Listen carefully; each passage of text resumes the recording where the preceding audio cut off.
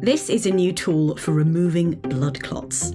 It was invented partly by accident, and it works by wringing the red blood cells out of a clot and leaving a dense bundle of fibrous protein that can be easily removed. The scientists who designed it call it the millispinner, and they think it could be a safer and more effective way of surgically clearing dangerous blood clots from the lungs or brain. This is what the millispinner looks like in a pig kidney.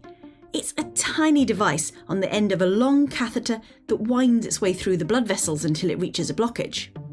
Currently, a standard surgical method would be to use a catheter like this to simply suck up a clot.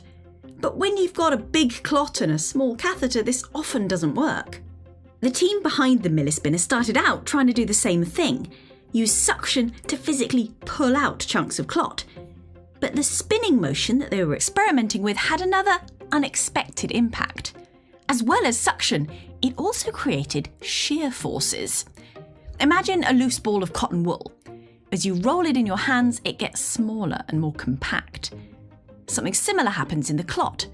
The red blood cells get squeezed out, leaving just a small, dense ball of fibrin. This is what the clot starts off looking like under a microscope, full of red blood cells.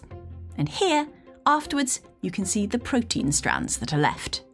The team say this is a more effective way of getting rid of clots, particularly in cases like stroke, where a blood clot blocks a vessel in the brain and where other methods could cause bits of clot to break off and end up somewhere else. So far, they've tested it in plastic tubes like these and in pig organs, but the hope is that this new technology will be undergoing human trials in the next few years.